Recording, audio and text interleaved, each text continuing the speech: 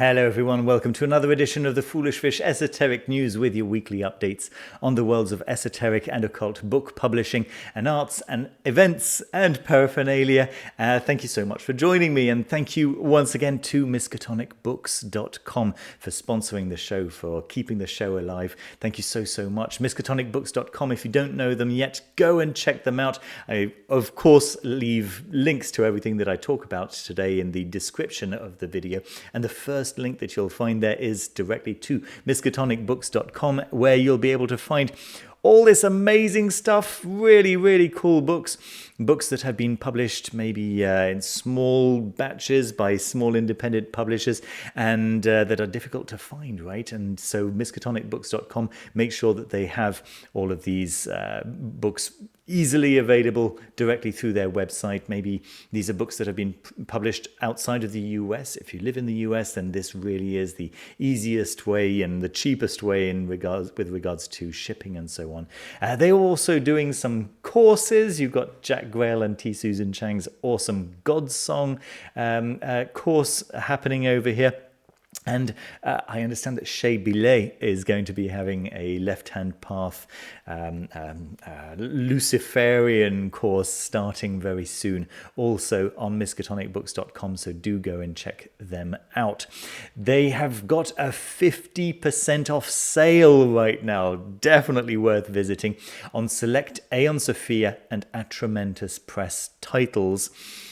Both companies, both publishers do really beautiful, interesting books on let's say, lots of different topics, from the left-hand path to the crooked path, to traditional witchcraft, and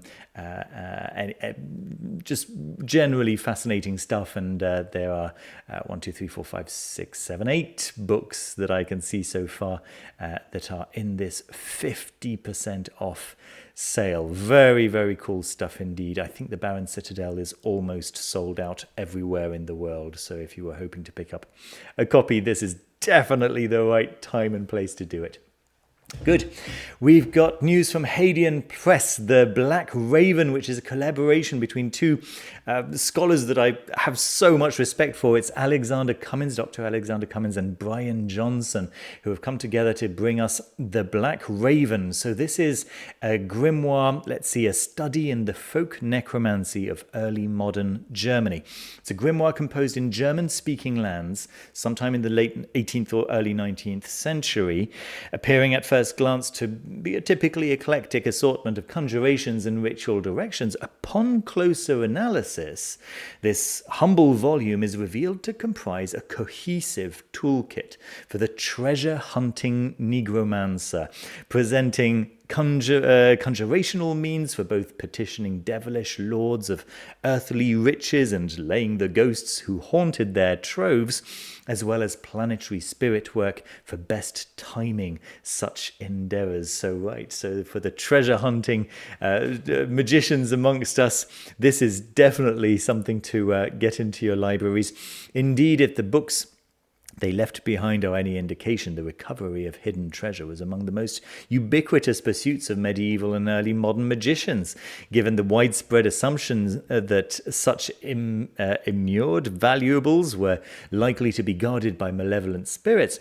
It stood to reason that the methods of ritual exorcism, with their protective invocations and banishing execrations, would be ideally suited to clearing the practitioner's path to wealth, perhaps even including the cooperation of those same spirits. So I'll let you read the rest of the little blurb there, but we've got an interesting summary here saying that The Black Raven is presented here in English translation for the first time, along with a transcription and facsimile of the original German manuscript. So for the purists out there, or for German-speaking friends, then this is going to be of particular interest, I think. In addition, framing essays by Alexander Cummins and Brian Johnson place this conjurer's vade mecum within the context of early modern ghost lore, folk negromancy, and the Faustian grimoiric corpus.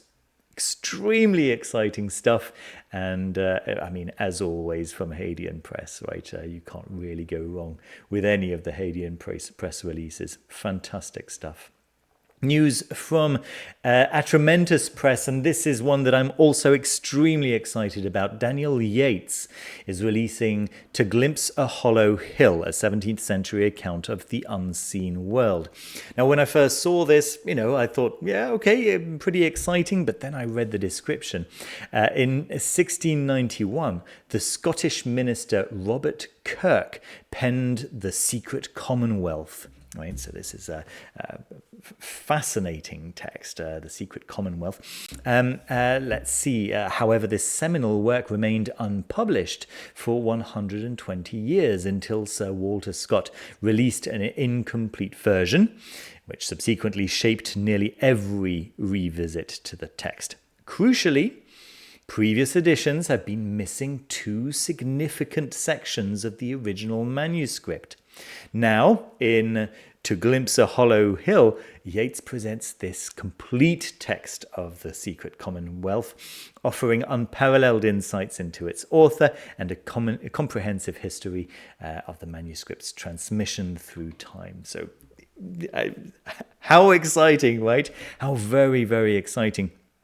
Anyone interested in fairy lore, yeah, you're going to want to keep a very close eye on this one. So that's very cool indeed. So I'll naturally leave details down below, but there's going to be a standard edition at £75, a seer edition with cloth covers, foil emboss, housed in a slipcase, limited to 50 copies, and then a deluxe edition at £550 with a leather covers, foil emboss, marble end papers, book ribbon, housed in a slipcase, limited to just 10 copies, includes a handmade numbered talisman.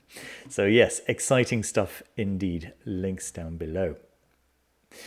There's a new book announced by Czech Hermetics. So this is Quincher and Lasenek, the Book of Genii, standard edition. So I was a little bit disappointed to see that there was no picture of the book itself on the website for purchasing it, but just going a little bit into Instagram, I was able to find a cover of the book. It looks very pretty indeed.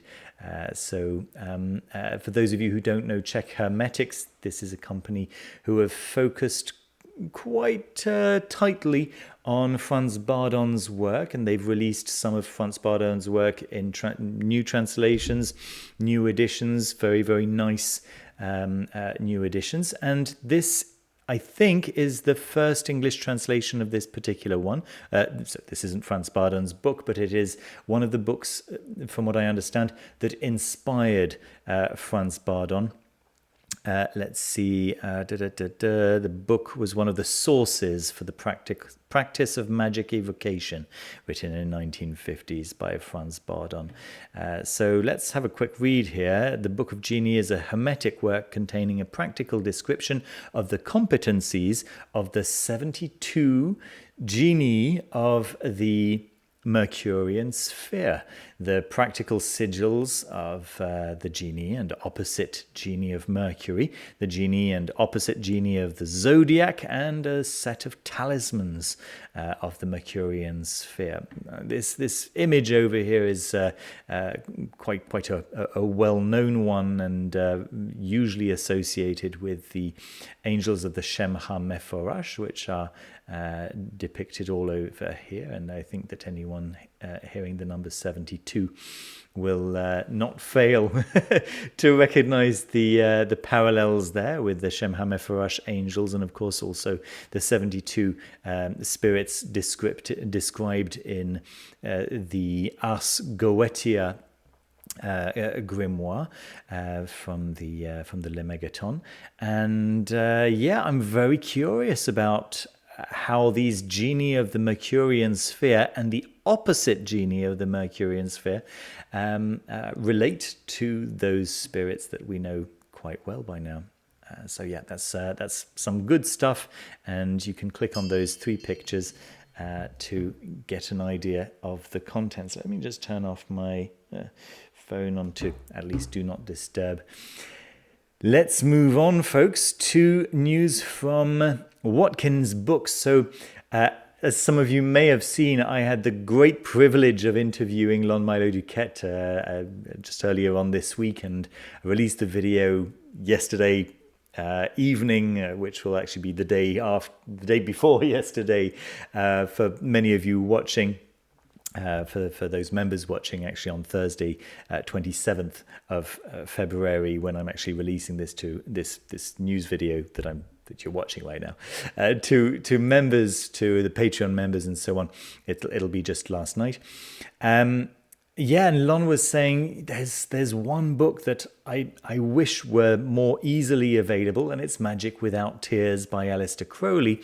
And apparently there's some complications with copyright in the US, but in the UK there doesn't seem to be such issues. And Alan Chapman and Duncan Barford have produced this very nice edition of Magick Without Tears by Aleister Crowley. And so if you purchase it directly through Watkins Books, and they ship internationally, by the way, you can get 20% off. So you can get this very lovely looking hardcover edition of Magick Without Tears for $40 instead of $50 plus shipping, naturally. That's quite cool. So with introductions and notes by Alan Chapman, edited by Duncan Barford and Alan Chapman, case bound in Windsor cloth with Smith sewn binding, printed end papers, head and tail bands, and a ribbon marker. Let Aleister explain everything in this collection of letters designed to answer the many questions a student might put to the old master. So Lon was describing this as a collection of letters that Aleister Crowley had written to students of his, and it's much clearer and it's much more personable than his earlier works, in which it can get very heady, actually. But this is has regularly been recommended to me as the easiest, most accessible works of Aleister Crowley's, and so yeah, that's going to be very exciting for many people out there. Okay, news from Donald Tyson, and I've got two books over here from Amazon, and they're both pre-orders from a long way into the future. This is coming out in December 8th, but this is the first one that I want to talk about. It's Donald Tyson's upcoming book, Before You Do Magic. Yeah, train your mind to awaken occult skills. Countless books teach you the mechanics of magic, but very few teach you how to develop your occult mental abilities so that you can perform magic effectively. Before you perform spells and rituals, you need to develop your mind's muscles. And how accurate this is. Without mental preparation, you'll just go through the motions without any results. Everyone, regardless of experience or traditions, can learn from these exercises and gain the mental focus to make your magic much more effective. I'm just such a fan of Donald Tyson's approach, his attitude, his work, how accessible his stuff is, how common sense driven his material is. I have a deep appreciation for what he's been doing the whole time, but lately he's been putting out quite a few really nice books that every level of magic practitioner can benefit from, and I'm just really excited for this one to come out in December 8th, and this is coming out through Llewellyn Publications. You can naturally put in your pre-orders straight away. And then the second one that's a pre-order is this one over here by Marco Visconti. So this is Aleister Crowley's Mysticism, a practical guide. And this is coming out in November, on November 11th. So again, a little way ahead. But if his previous book, the Aleister Crowley Manual, is anything to judge by, then this is going to be a very exciting book once again. Okay, so let's have a look. This is a highly practical, no-nonsense guide to unpacking Aleister Crowley's mysticism and using it in the modern world by focusing on the Holy Guardian Angel experience. A very Aleister Crowley focused couple of days over here. Not by design, but it just happens to be. Marco Visconti skillfully continues his exploration of Thelema, advancing beyond his acclaimed first book. This sequel serves as a practical handbook, guiding you through the intricacies of advanced Thelemic practice. And it's a hardcover, but you can also pick it up as a Kindle edition. So that's I'll let you read the rest of the blurb over here. Many of you already know whether this is going to be of great interest to you. If you're interested in Thelema, if you're interested in the works of Aleister Crowley, if you're interested in the philosophy of Aleister Crowley, then Marco Visconti is a really approachable explainer of the philosophies of Aleister Crowley. So that's really something to look forward to. Next, we've got extremely exciting news from Peter Mark Adams. So Peter Mark Adams is going to be giving a course on the Sola, Busca tarot, but it's an in-person course in Turin and in Milan from August 31st to September 3rd, 2025. The places are suspiciously cheap, and I don't get it, because I've actually found a way of reading this tiny little. I guess my head is hiding it. Let me just maybe. Is this? I don't know if this is actually going to work. Let me put myself over here just temporarily. And just to show you, I must admit I was a little bit frustrated by the website, right? I found a way of blowing this up enough to be able to read it, and I'll show you how to do it. Because when you scroll down, that's it. A lovely picture of Peter Mark Adams. But so what do you need to do? First of all, you need to get rid of this gigantic sidebar. So it's just this remaining. You can't make this any larger, frustratingly. You can download it. Okay, naturally, that is an option. And then you can zoom in, but you're only really zooming in within that tiny window that they give you here. So let's have a little read here. Immerse yourself in the enigmatic world of the Sola Busca Tarot with our exclusive 4-day intensive course, The Magician's Sketchbook. Set in stunning Turin countryside, this unique program offers an unprecedented exploration of one of history's most influential and mysterious tarot decks. By the way, if you haven't read The Game of Saturn, go and check that out. From day one, you'll delve deep into Renaissance culture, examining the grotesque artistry and libertine philosophy that shaped this remarkable deck. Through hands-on creative sessions, expert-led discussions, and practical applications, you'll gain intimate knowledge of the deck's profound symbolism and ritual significance. The journey continues with immersive study of alchemical processes and ritual sequences, culminating in a specially arranged study tour to Milan. Here you'll have the rare privilege of viewing original Sola Busca cards and visiting an acclaimed artisanal tarot workshop. The course concludes with an exploration of the Draconian current and the tradition of the Watchers, connecting ancient wisdom to contemporary practice. Each day features practical activities, creative exercises, and guided discussions, complemented by elegant refreshment breaks in our atmospheric gardens. And I strongly recommend checking out everything that's happening from day to day. Introduction, grotesque and libertinism. Day 2's rituals. Day 3 is a study tour in Milan, and then day 4 is the Draconian current and the Watchers. But I'm not sure if the £275 includes the lunches and the coffees, and it certainly doesn't include lodging. I definitely can't imagine it would.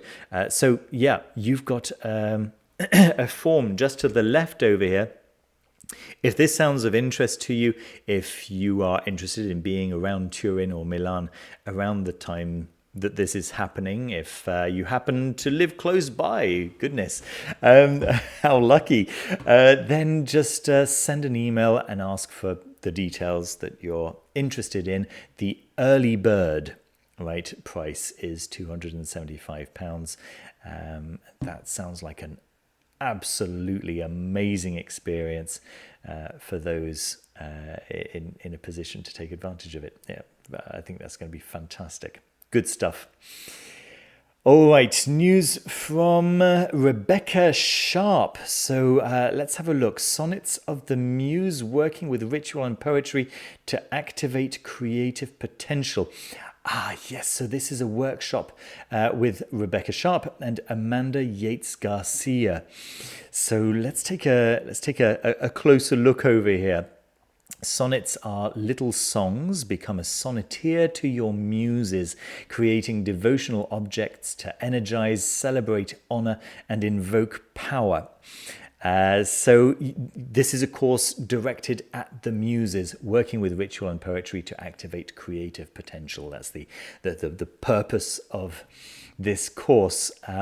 So you can go ahead and book over here, and it's happening at the Sir Arthur Conan Doyle Centre in Edinburgh. So it's Edinburgh in Scotland, yeah. And that's on Saturday, 26th of July, 2025, from 10 a.m. to 5 p.m. It's a whole day thing. I think it's going to be, again, really very, very exciting indeed. And you can see what the price is, very reasonable for an entire day, based around these kinds of rituals and so on, which is kind of one of the reasons why I'm thinking why it was 275. It's just so affordable. Anyway, coming back to the matter at hand, taking place at the Arthur Conan Doyle Centre, we'll collaborate with the ecology and other spirits of the place to investigate cultural, elemental, mythological, and magical relationships as they interact on both the personal and collective realms. By cultivating a sense of belonging and dialoguing with the ecological and imaginal worlds, we will build tools to pull together through these times of profound and urgent change.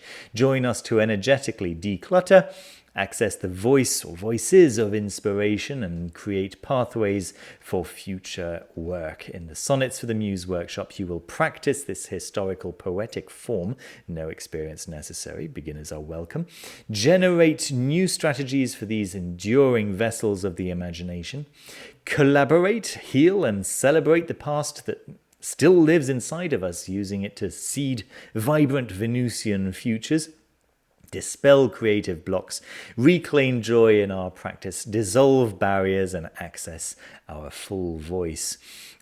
Participants will leave the workshop with their own original sonnet and finely crafted bespoke ritual designed to invoke clarity, courage, and creative fire. That sounds really nice for any creatives out there. I know I would love to take part if only I were a little closer to this event. But yes, those of you who happen to be in Edinburgh or close to Edinburgh or have easy access to Edinburgh, definitely want to bear in mind Saturday, 26th of July, 2025. Okay, and then this was an event that was pointed out to me. I haven't looked very deeply into it, but Houston Smith is one of my all-time heroes. Insights from Houston Smith and Process Philosophy, exploring ideas in world's religions, facilitated by J. McDaniel, engaging and interpreting key ideas in the world's great religious traditions. So Houston Smith was one of the perennialists who were very active at the at the beginning in the year 2000, around the year 2000, and he was working very closely with Syed Hossein Nasr and Fritjof Schuon, and a few others.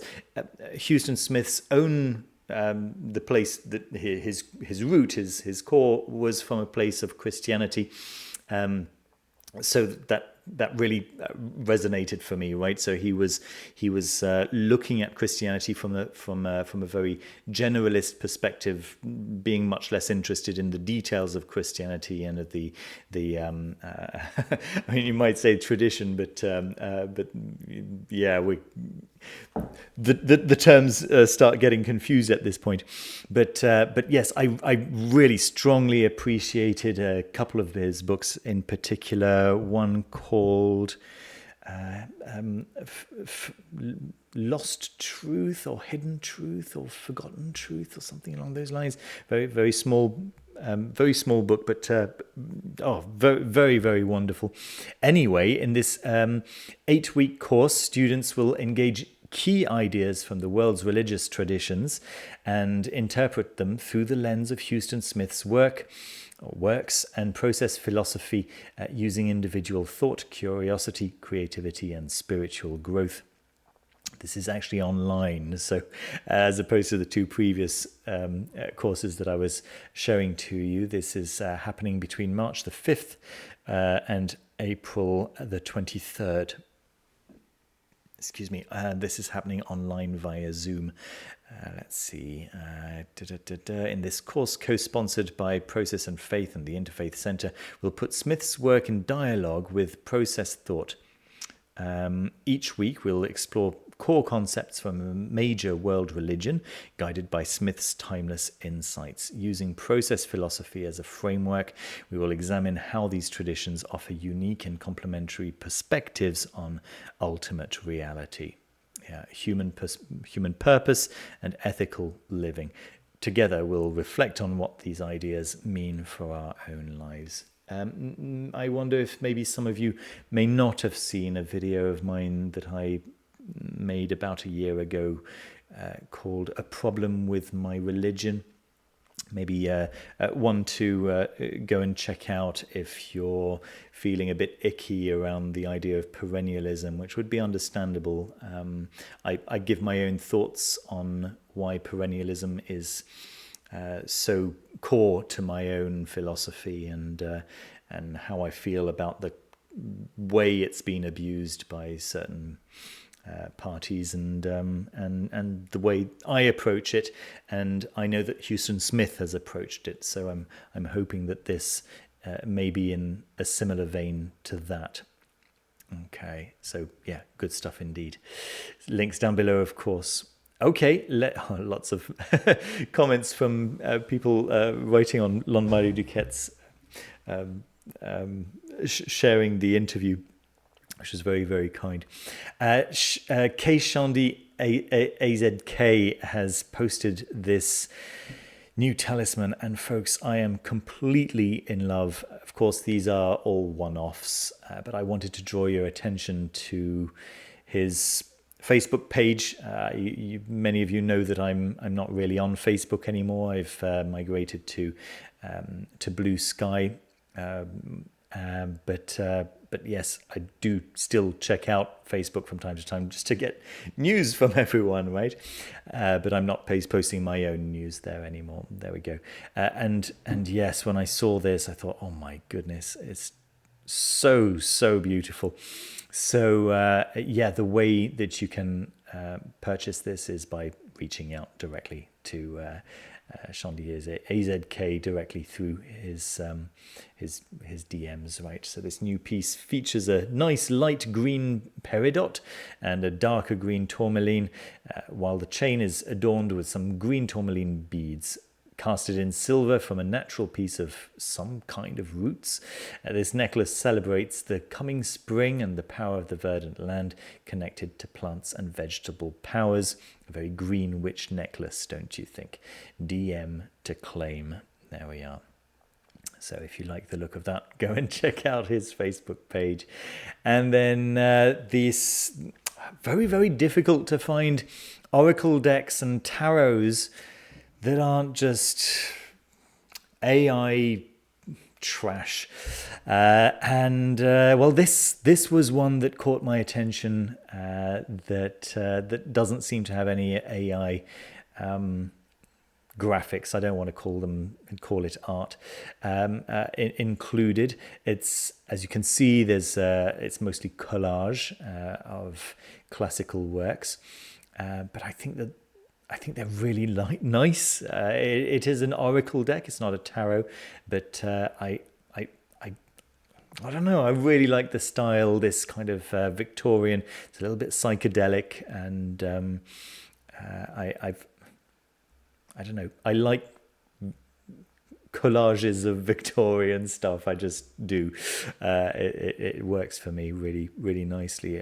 The use of colors, just the general look of this. It's more than just some ideas. Put them together. It'll work. It'll be fine. It'll represent what I'm wanting to say. No, some thought has been put into how to make this beautiful. And and sure, the art isn't the creator's own art. They're repurposing some clearly from late Renaissance and 18th and 19th century art. It works for me. That's good. Let's take a look for the price over here. The Vision, okay, $15 to contribute. Early bird pricing of the deck, okay, $35. So that's very cool. And the regular price for the deck is $45. So that's very nice. And the early bird is still available. So if you like what you see, go and check it out.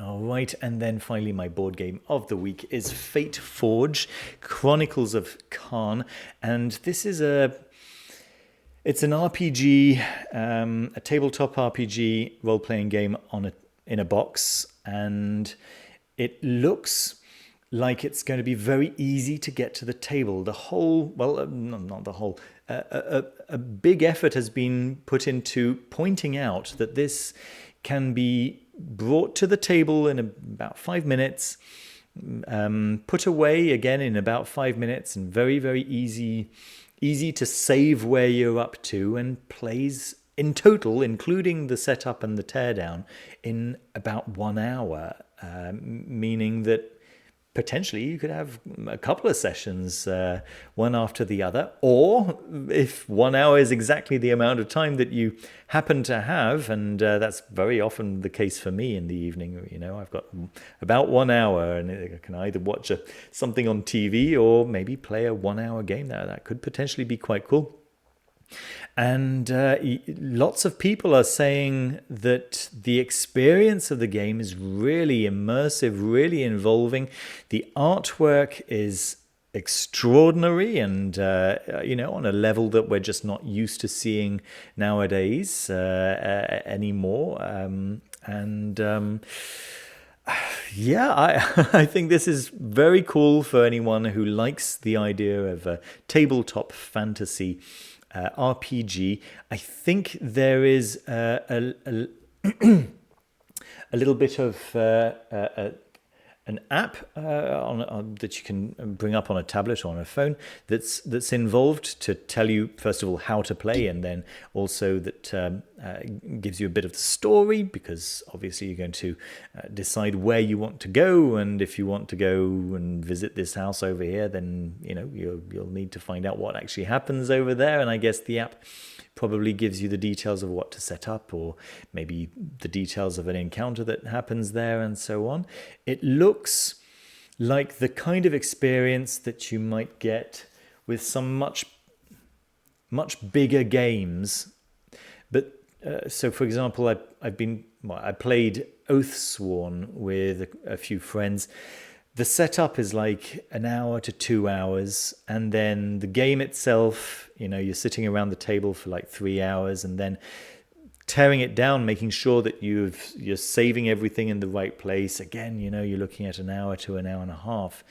And it's like, so if you can, in fact, play this in an hour, including setup and teardown, it does look like the combat system is quite simple. I don't know, potentially something for some of you out there to look into if that sounds exciting to you.